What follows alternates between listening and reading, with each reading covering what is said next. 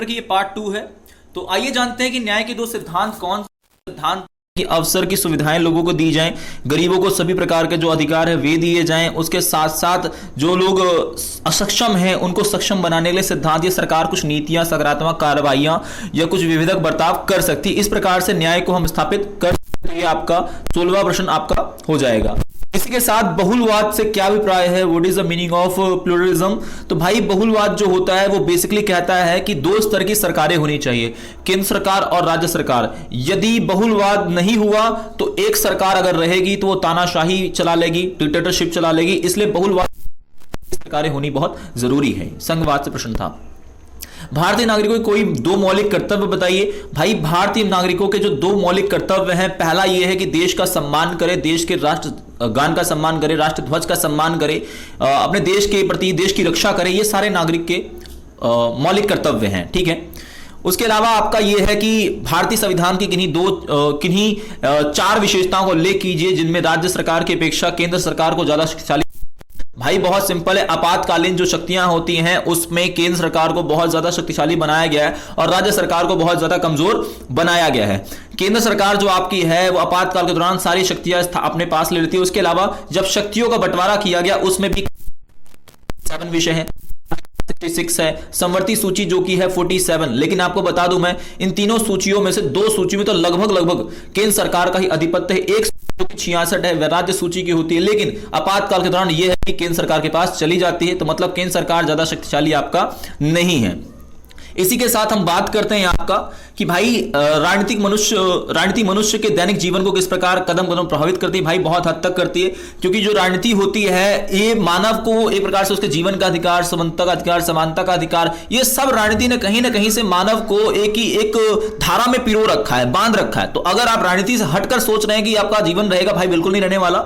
नेता कोई पॉलिटिक्स या इस तरह की चीजें आपके जीवन को बिल्कुल अलग नहीं रहने देगी। यहां तक कि महात्मा गांधी का एक कोड लिखना था कि राजनीति एक सांप की तरह है जो कुंडली मार के बैठा पड़ा है, इससे जूझने के अलावा कोई विकल्प नहीं है। अगला प्रश्न है आपका 21, नागरिक के किन्हीं 4 राजनीतिक अधिकारों का वर्णन कीजिए। भाई नागरिक के जो अधिकार हैं उसमें आपका वोट देने का अधिकार है, चुनाव लड़ने का अधिकार है, किसी सार्वजनिक पद पर बैठने का अधिकार है, अपना संगठन बनाने का अधिकार है, भाषण अभिव्यक्ति का अधिकार है। ये सारे आपके नागरिक अधिकार है। राजनीतिक एक अच्छे नागरिक के क्या गुण है? भाई साहब अवेयर होना बहुत जरूरी है, जागरूक होना बहुत जरूरी है। कुंभकर्ण जिस प्रकार से सो रहा था वैसा नहीं सोना, तुमको जागते रहना है। और हाँ, देश के प्रति आपका जो सम्मान भावना है वह बना के रखनी है, देश की रक्षा करनी है। ये नागरिक के अच्छे गुण हो सकते हैं। और राजनीति में, लोकतंत्र में उसकी सहभागिता होनी चाहिए, यही गुण। भाई 23वां क्वेश्चन अगर तुमने नहीं किया ना भाई, अगर तुमको नहीं आता था इसका मतलब तुमने कुछ नहीं है। सिंपल क्वेश्चन था, भारतीय संविधान की प्रमुख विशेषताएं। भारत का संविधान विश्व का सबसे बड़ा संविधान है, लिखित संविधान है आपका, मौलिक अधिकार है, मौलिक कर्तव्य है, राज्य के नीति निश्चित तत्व है, स्वतंत्र न्यायपालिका है, एकल नागरिकता है, संघवाद की व्यवस्था है, या आपकी ठीक है 2 स्तर की सरकारें होती हैं। ये सब आप बता सकते थे आपके भारतीय संविधान की विशेषता। 395 आपके अनुच्छेद हैं, 22 भाग है, 12 अनुसूचियां हैं, ये सब इसी के अंतर्गत तो आता है, ठीक है। अगला प्रश्न हमारा है ये आपको सेंटेंस, पहली बात तो आपको पढ़ लेना था, थोड़ा सा पैसेज पढ़ लीजिए। उसके बाद पैसेज पढ़ने के बाद जो प्रश्न आपको पूछे जाएंगे उसके अंदर आपको आंसर देना था। तो पहला है, राष्ट्र के बारे में कौन सा कथन सत्य है?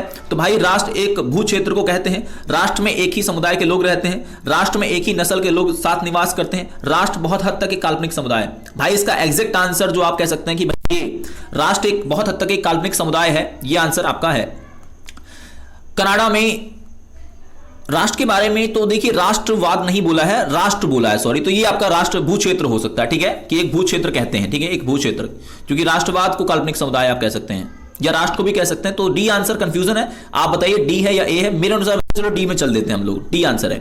अगला है, कनाडा किस भाषा को बोलने वाले लोग रहते हैं? भाई कनाडा में फ्रेंच और अंग्रेजी बोलने वाले लोग रहते हैं, क्योंकि वहां दोनों भाषाएं हैं।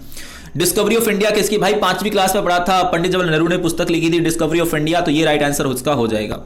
बहुत से राष्ट्रों में उनको जोड़ने वाली डैश और भी नहीं है, मतलब सामान्य भाषा और धर्म नहीं है। जैसे भारत में भाई बहुत सारे धर्म हैं, बहुत सारे वर्ग हैं, तो इस प्रकार से बहुत सारे देशों में ऐसा भी नहीं है। लेकिन चाइना एक उदाहरण है जहां बहुत एक ही धर्म के लगभग मानने वाले लोग हैं, यहाँ की भाषा मंदारिन सिमिलर है, तो वो डिफरेंट हमसे थोड़ा सा। अगला प्रश्न है, कार्टून देख लीजिए जरा, ये किस प्रकार में है? तो SC to hear a petition by month and।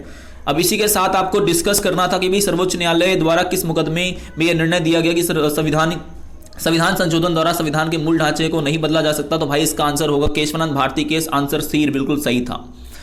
न्यायपालिका की अपीलीय अधिकारिता का उल्लेख कीजिए, तो भाई इसका उल्लेख 134 में है, लेकिन अगर मौलिक अधिकार जिसके तहत आप सर्वोच्च न्यायालय में अपील कर सकते हैं तो वो अनुच्छेद 32 है, उच्च न्यायालय में कर सकते हैं तो आपका 226, लेकिन इसका राइट आंसर बी है।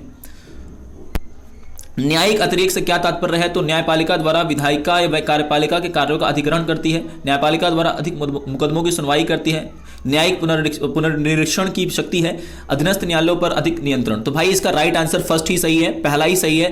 जो न्यायपालिका है वो कार्यपालिका और विधायिका के कार्यों पर हस्तक्षेप करती है, उनके मुकदमों की सुनवाई करती है।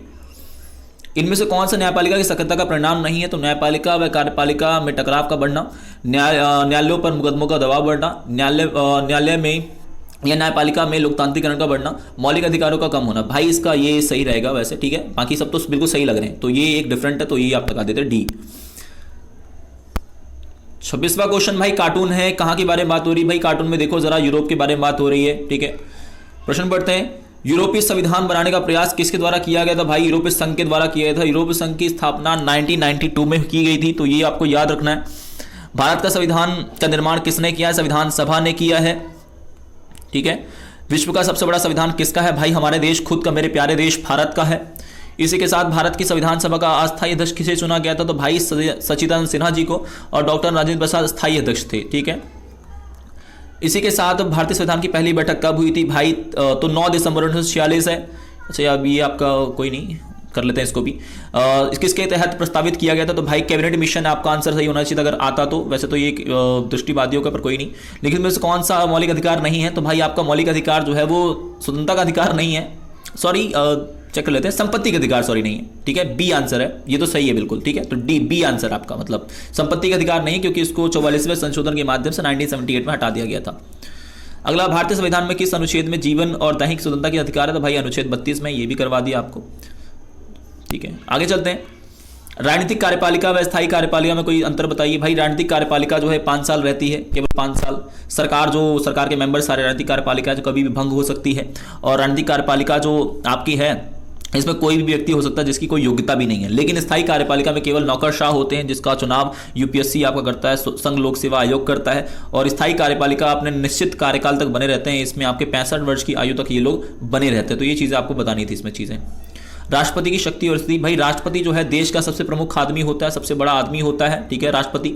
उसके कार्य क्या है भाई, तो अगर कोई सरकार नहीं बनती है तो सरकार बनाने के लिए किसी पार्टी को निमंत्रण करना, प्रधानमंत्री की नियुक्ति करना, क्योंकि प्रधानमंत्री को शपथ कौन दिलवाता है, राष्ट्रपति करवाता है। और उसके अलावा राष्ट्रपति संविधान जो कानून बनाता है, संसद बनाता है, उस पर साइन करता है। तो ये सारे इसके कार्य और इसकी स्थिति है।